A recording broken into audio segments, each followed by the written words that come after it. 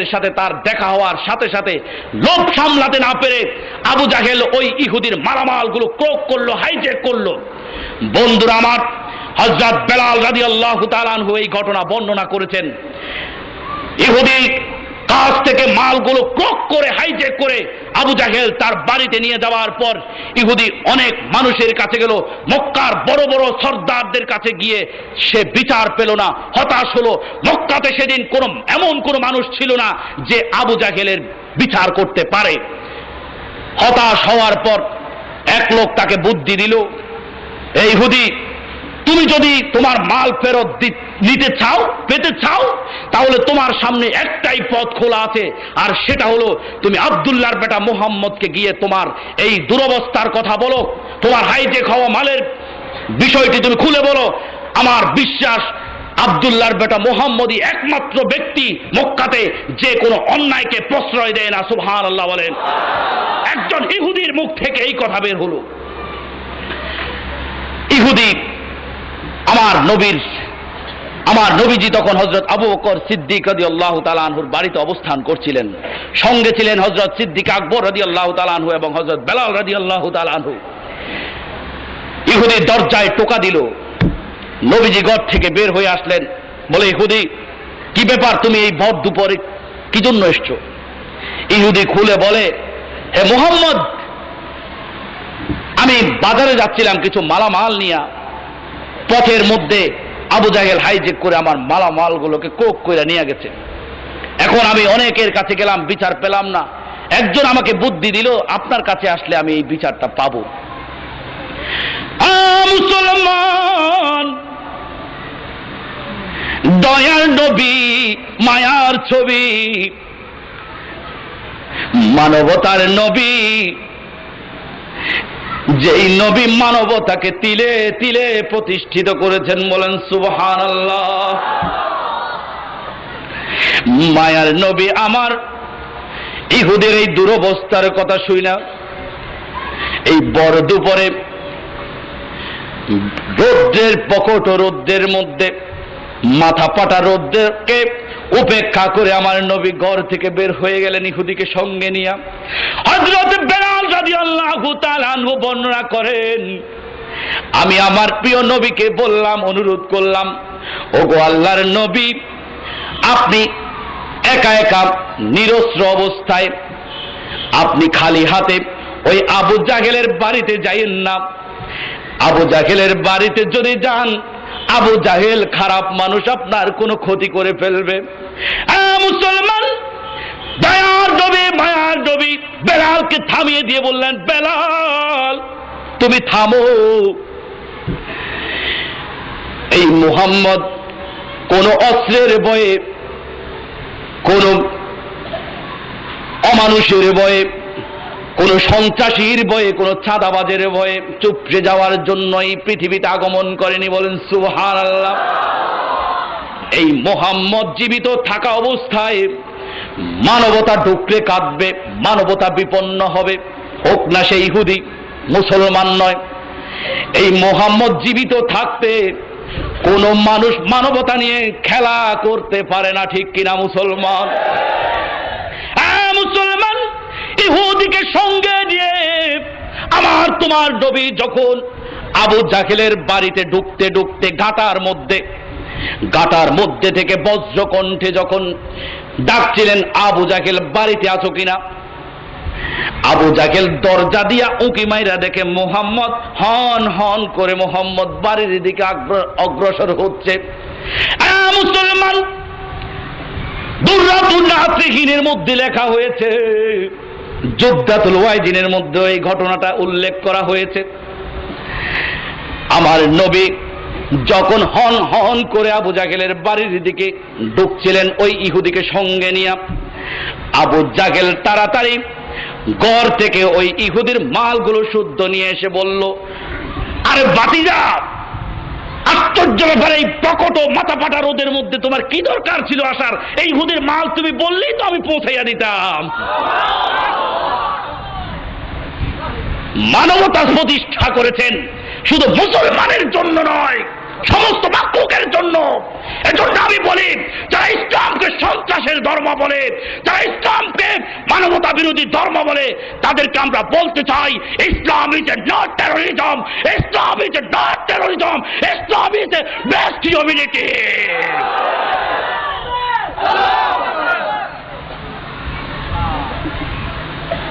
মুসলমান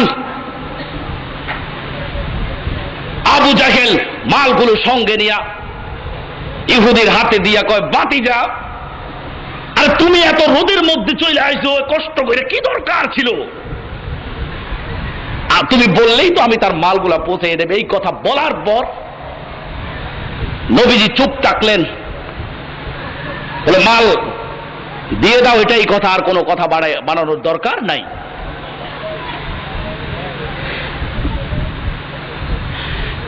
মুসলমান বিশ্ব নবী যখন আবু জাহেলের উঠানের মধ্যে গমন করলেন, আর আবু জাহেল যখন চিন্তাই করা মালগুলো গড় থেকে এনে সয় সম্মানে কার হাতে দিল? ইহুদের হাতে দিয়া বিশ্ব নবীর কাছে কাকুতি মিনতি অনুনয় বিনয় করছিল। তখন আবু জাহেলের স্ত্রী আবু জাহেলকে বলছে, ওগো প্রাণের স্বামী, এই কেমন আচরণ তোমার থেকে আমি লক্ষ্য করলাম।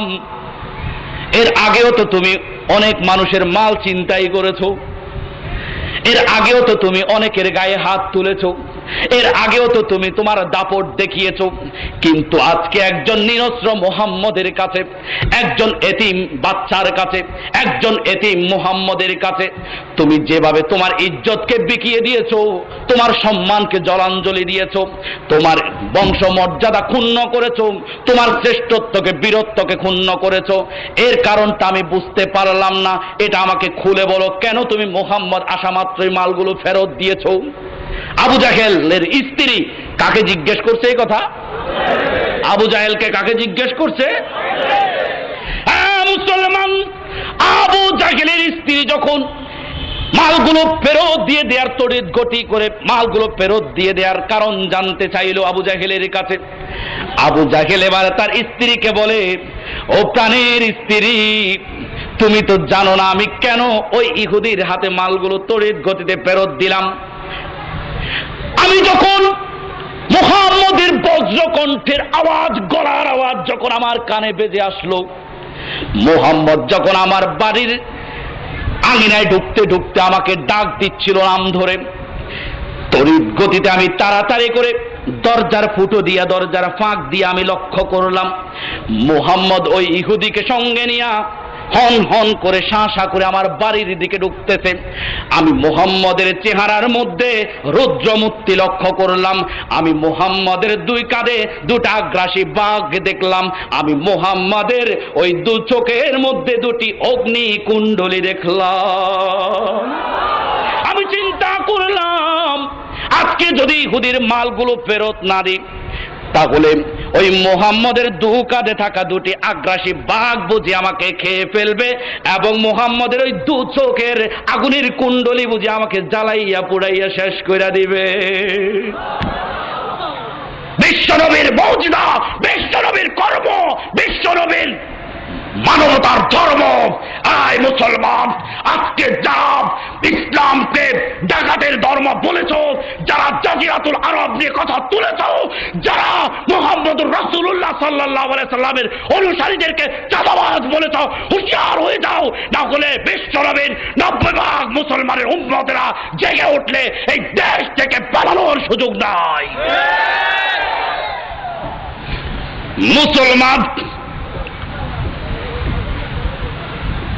বিশ্বনবী সাল্লাল্লাহু আলাইহি সাল্লাম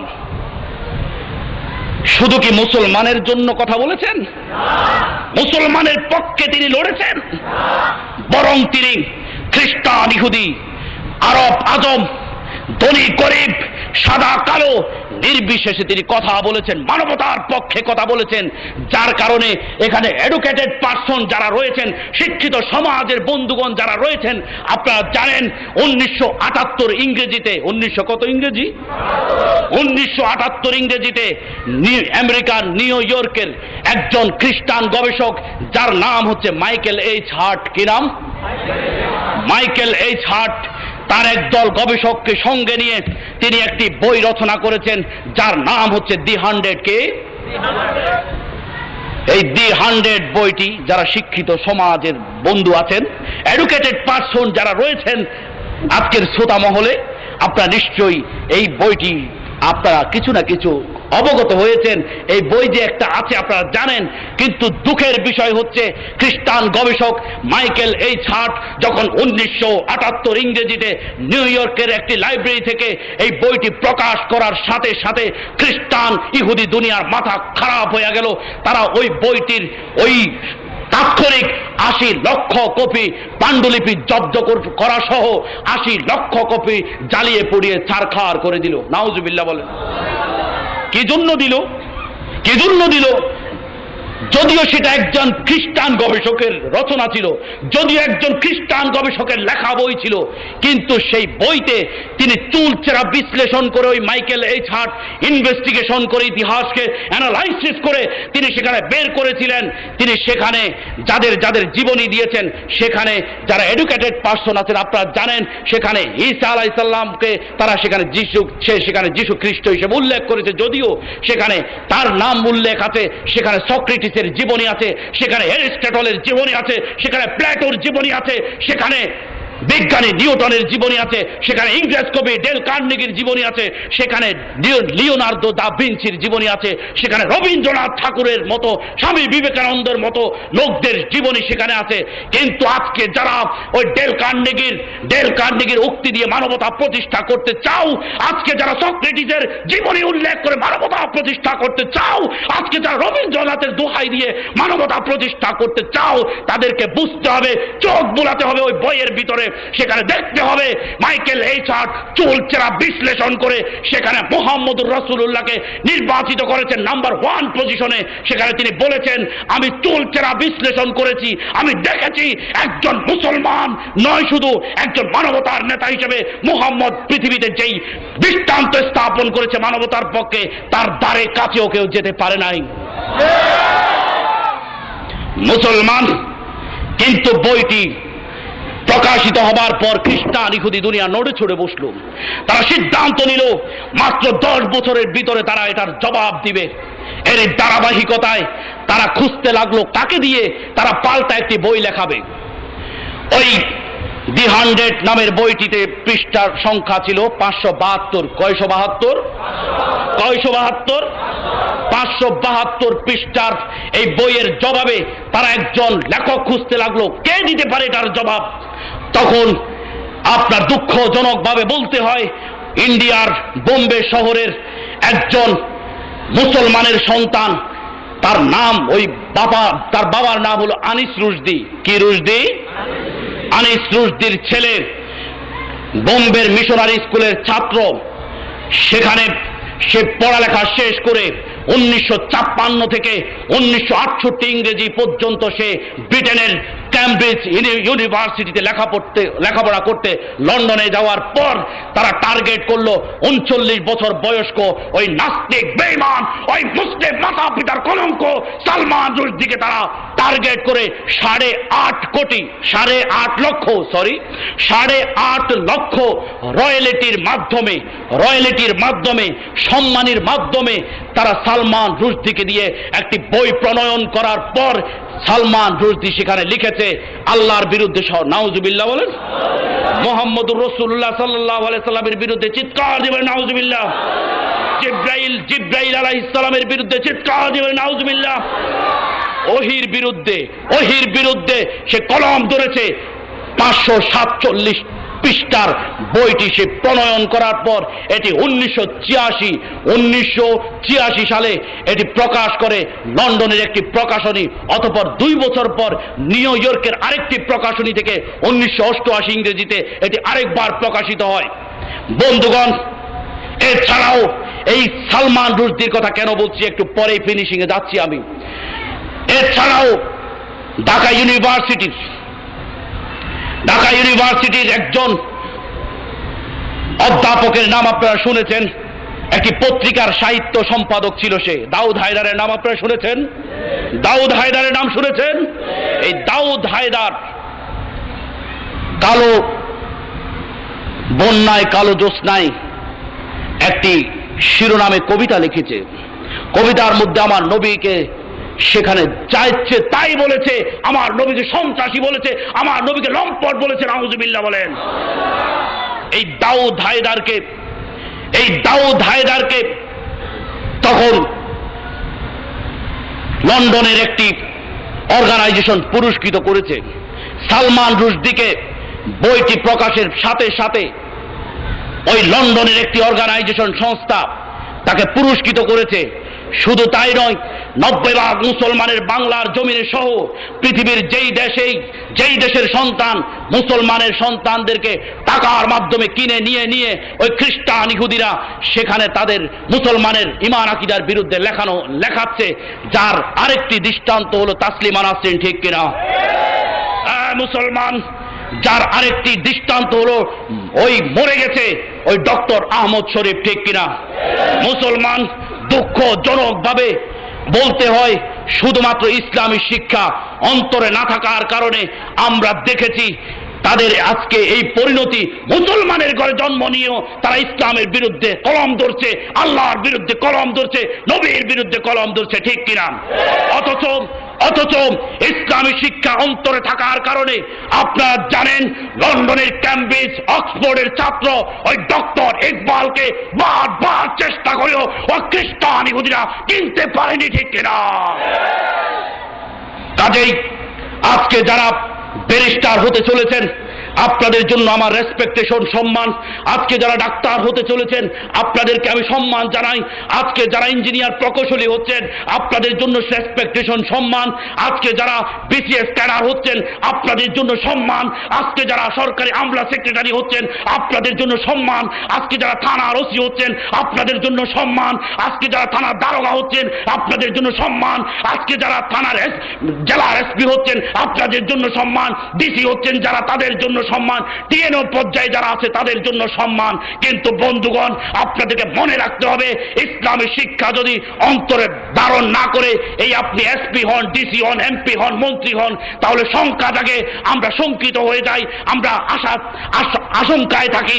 না জানি এই দেশের কোনো সরকারি আমলা, এদেশের কোনো প্রকৌশলী, এদেশের কোনো আইনজীবীরও কোনো ওই সালমান রুশদিদের মতো অবস্থা হয় কিনা আমরা আশঙ্কায় থাকি, ঠিক কিনা? কাজেই ইসলামী শিক্ষা অন্তরে ধারণ করুন। অন্তত আমি বলবো এই এলাকায় নুরানি মাদ্রাসা কে আছে? আছে।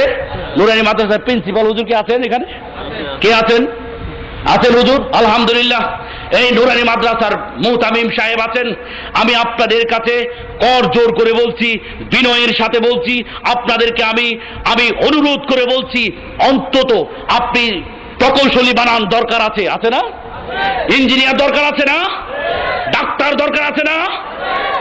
ব্যারিস্টার দরকার আছে, ঠিক কিনা? দরকার আছে এসপি, ডিসি, ওসি, এসআই, সব সেক্টরে আমাদের লোক দরকার আছে। কিন্তু বন্ধুগণ, আপনার সন্তানকে যারা বাবা হয়েছেন অন্তত ছোটকালে নুরানি মাদ্রাসায় পড়িয়ে, সেখানে আরবির সাথে সাথে কিন্তু বাংলা ইংরেজিও আছে, নুরানি মাদ্রাসায় পড়িয়ে অন্তত আপনি পরিষ্কার করবেন, অন্তরে যখন তার ইমানি নূর ঢেলে দিবেন, কোরআনের নূর ঢেলে দিবেন, আমার বিশ্বাস ছোটকালে কোরআন পড়ার কারণে আপনার সন্তান কখনো দাউদ হায়দার আর সালমান রুশদি আর তাসলিমা নাসরিনে পরিণত হতে পারে না। মুসলমান, রব্বুল আলামিন কালামে হাকিমের মধ্যে ঘোষণা করেছেন, ওয়া ইয়াউমা যালিমু আলা